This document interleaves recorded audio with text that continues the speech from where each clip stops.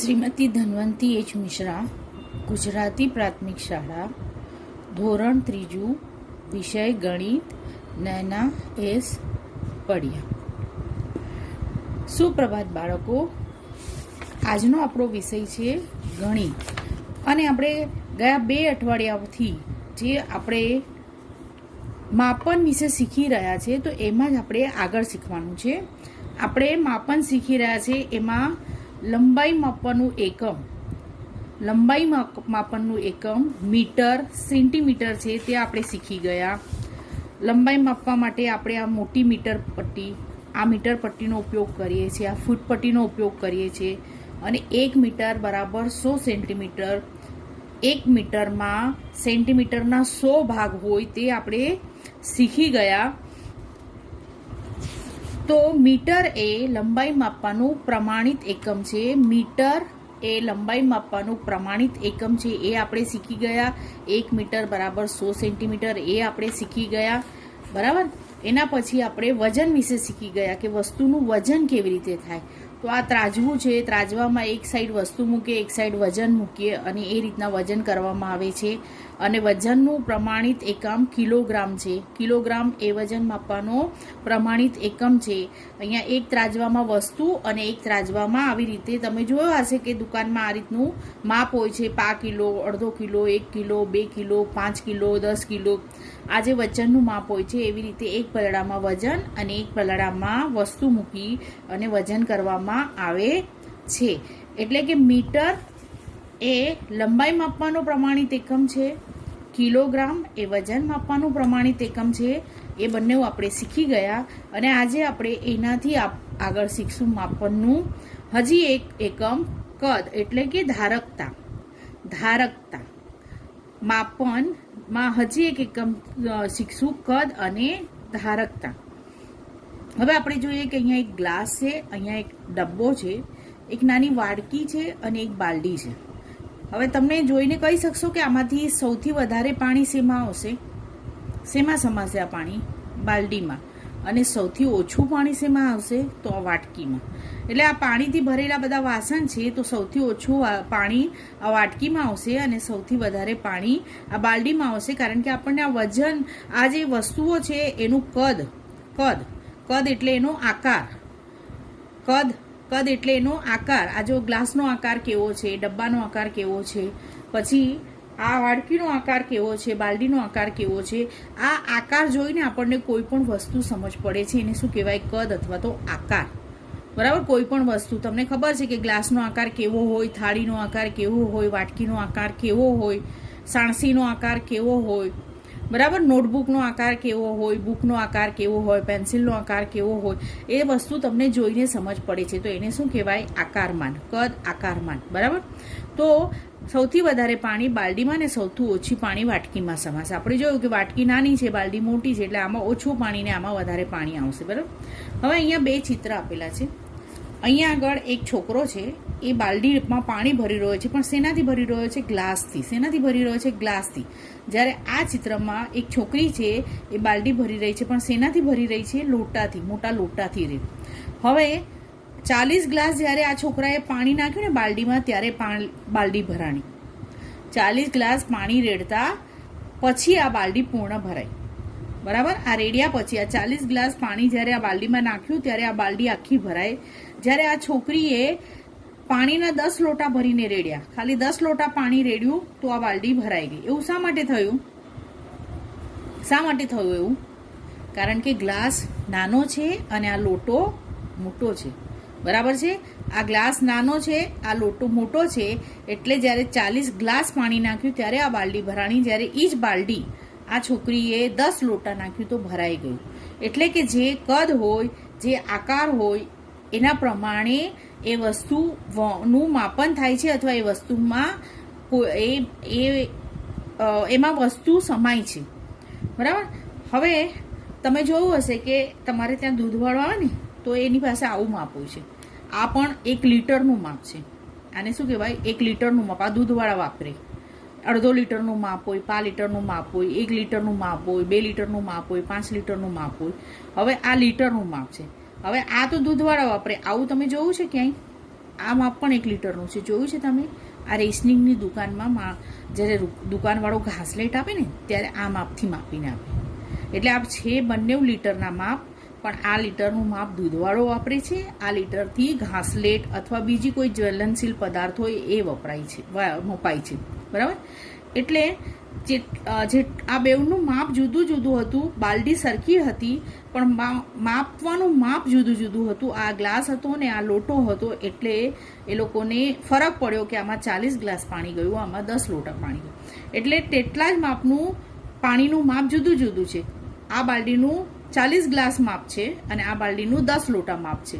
બાલડી સરખી છે, પાણી નાખ્યું છે બંનેમાં, પણ માપનું કદ નાનું મોટું છે. આ ગ્લાસ નાનો છે, આ લોટો મોટો છે, એટલે એ રીતનું જુદું જુદું. અહીંયા 40 ગ્લાસ અને 10 લોટા એ માપ જુદું જુદું થયું, કારણ કે જુદા જુદા સાધનનો આપણે ઉપયોગ કર્યો છે. જોયું ને, અહીંયા ગ્લાસ અને અહીંયા લોટો. એટલે બાલડીમાં કોઈ પણ પાણી ભરે તો પણ એક માપ એક જ હોવું જોઈએ. તે માટે પ્રમાણિત એકમ વાપરવું જોઈએ. જો આ બાલડીનું માપ પાણી કેટલું ભરાય છે એ માપ કાઢવું હોય તો એને ભરવાનું સાધન પણ એક જ હોવું જોઈએ અથવા સરખું પ્રમાણિત માપનું હોવું જોઈએ. એટલે 1 લીટરનું માપ, હવે આ માપ દૂધવાળા પાસે હોય છે. દૂધ, તેલ જેવા પ્રવાહી પદાર્થો આ માપથી માપવામાં આવે છે. મેં કીધું ને, આ માપ છે એ દૂધવાળા પાસે હોય છે. આ 1 લીટરનું માપ છે અને દૂધવાળા પાસે હોય છે. અને દૂધ, તેલ જેવા પદાર્થો આનાથી મપાય છે. હા, અને એક પાણીની બોટલ, આ તમે જોઈ હશે, આ પાણીની બોટલ છે એ પણ 1 લીટરની છે. આ પણ અત્યારે હવે 1 લીટર માટેના માપન માટે વપરાય છે. તો આ પાણીની 1 લીટરની શીશી આપણને સહેજ મળે છે. તમે જોયું હશે કે તમે ક્યાંય બહારગામ જાઓ, ટ્રેનમાં જાઓ, તો તમારી પાસે પાણી ન હોય તો તમે આ રીતની 1 લીટરની બોટલ લો છો. એટલે આ પણ 1 લીટરનું માપ છે. આ 1 લીટરનું માપ છે જે તેલ માપવા માટે, દૂધ માપવા માટે વપરાય છે. હવે આ જોઈએ, આ માપ છે ખાસ કરીને રોકેલ એટલે કેરોસીન માપવા માટે વપરાય છે અને આ પણ 1 લીટરનું જ માપ છે. એટલે લીટર પ્રવાહી પદાર્થ માપવાનો પ્રમાણિત એકમ છે. આપણે ક્યાંય જઈને એમ ન કહી શકીએ કે 1 કિલો દૂધ આપો અથવા 1 કિલો રોકેલ આપો. એના માટે શું કહેવું પડે? 1 લીટર દૂધ આપો, 1 કિલો રોકેલ અથવા 1 લીટર ઘાસલેટ આપો, 1 કિલો એના માટે વાપરી શકીએ નહીં.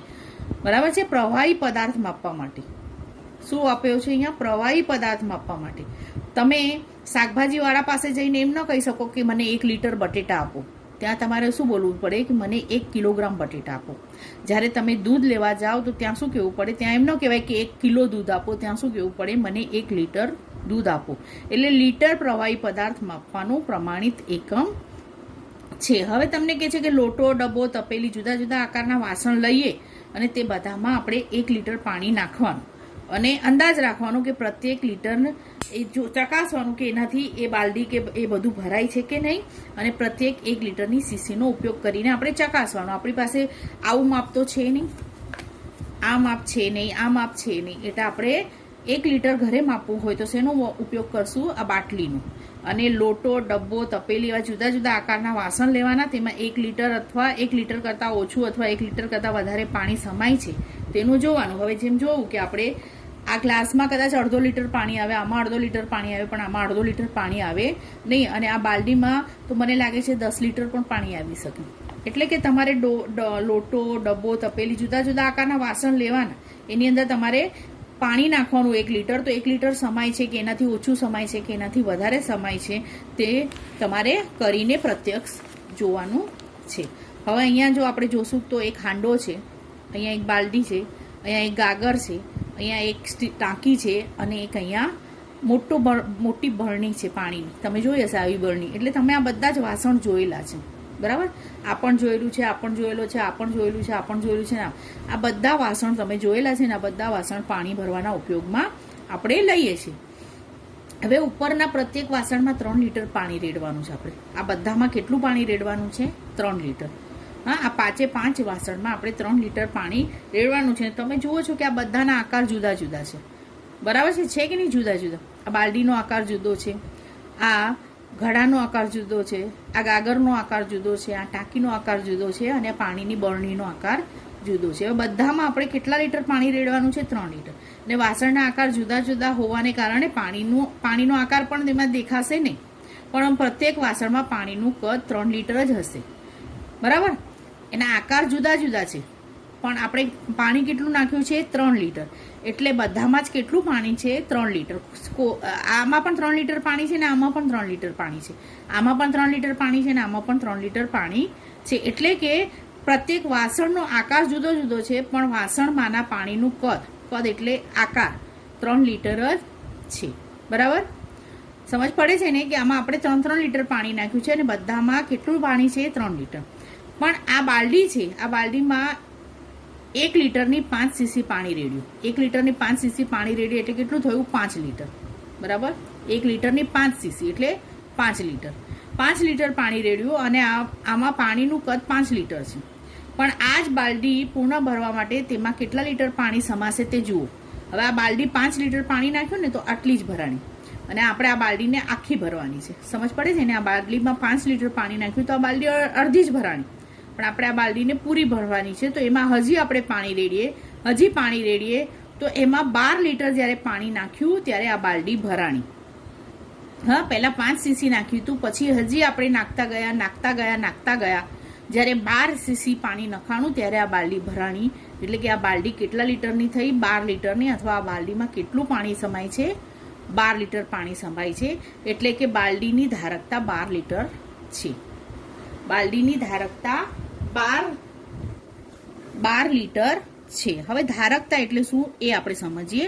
તો કે ગાગર, બાલડી, પીપ, હાંડો, તપેલા, કોઈ પણ વાસણમાં પૂર્ણ ભરવા માટે જેટલું પાણી જોઈએ તેને વાસણની ધારકતા કહેવાય. એટલે કે આ બાલડી 12 લીટર પાણીથી ભરાણી, એટલે આ બાલડીની ધારકતા 12 લીટર છે.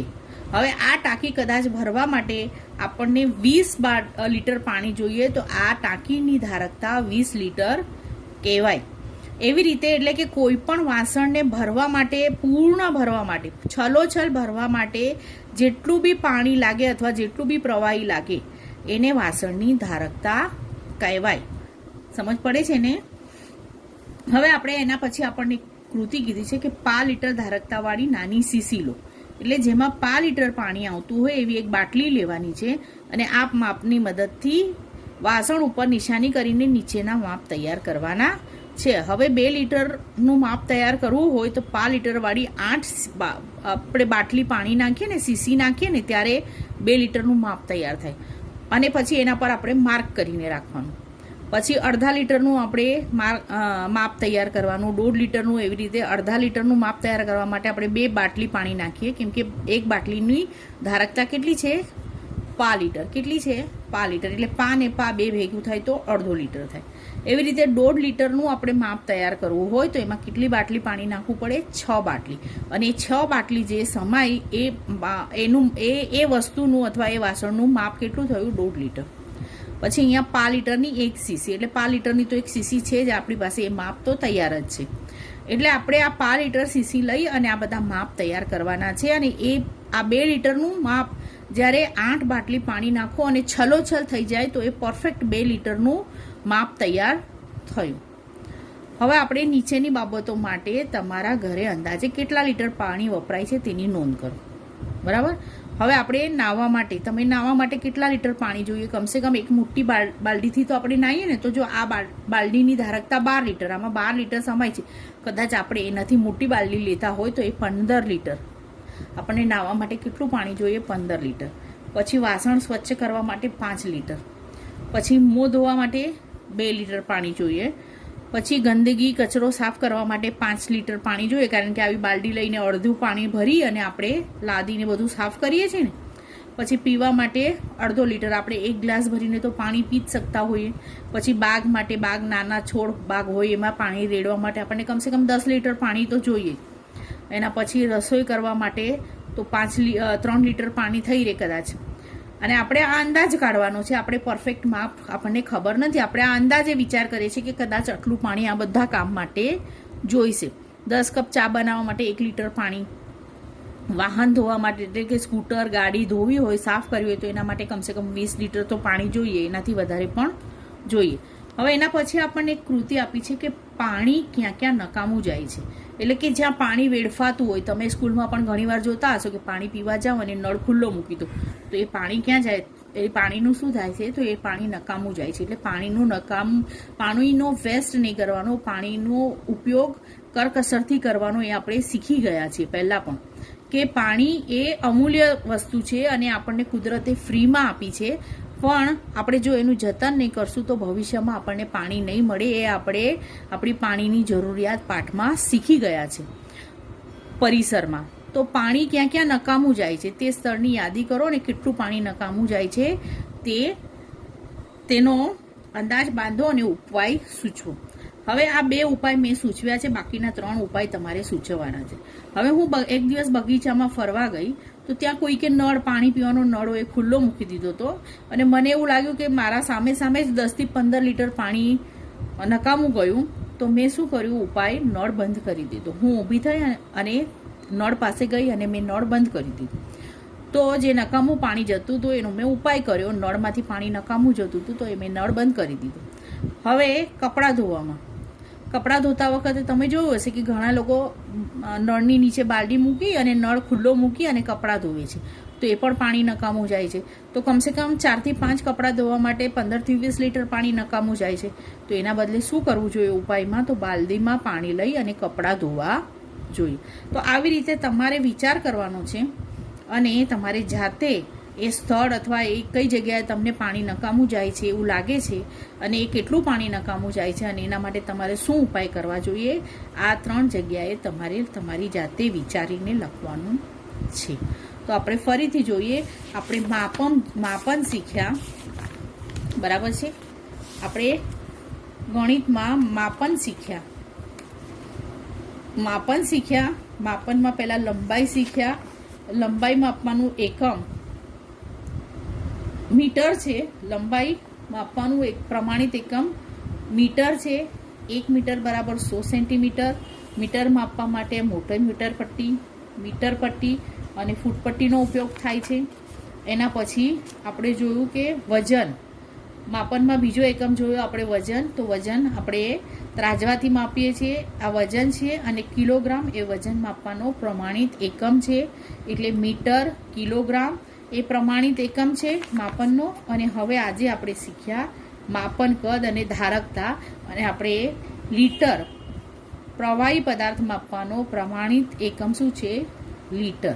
તો આ આપણે માપનમાં શીખી ગયા અને આ કૃતિ તમારે જાતે કરવાની છે અને આ બધું તમારે નોટબુકમાં લખવાનું છે. તો મને એવું લાગે છે કે તમને માપન વિશે સમજ પડી ગઈ હશે કે મીટર, કિલોગ્રામ અને લીટર એ માપનના પ્રમાણિત એકમ છે. જેવી વસ્તુ હોય, કોઈની લંબાઈ માપવી હોય તો મીટરથી મપાય, ત્યાં કિલોગ્રામ ન ચાલે કે લીટર ના ચાલે. અને જ્યારે તમારે શાકભાજી કે દાળ ચોખા કરિયાણું લેવું હોય તો ત્યાં આગળ તમારે કિલોગ્રામનું એકમ વાપરવું પડે, ત્યાં મીટર કે લીટર ન વપરાય. અને જ્યારે તમારે કોઈ પ્રવાહી પદાર્થ લેવો હોય ત્યારે લીટર નું એકમ વાપરવું પડે, ત્યાં આગળ તમે કિલોગ્રામ કે મીટરનું એકમ વાપરી શકો નહીં. એટલે કે જેવી વસ્તુ છે એ પ્રમાણે આપણે એનું એકમ વાપરી અને એનું વજન કરશું અથવા લંબાઈ માપશું. Thank you.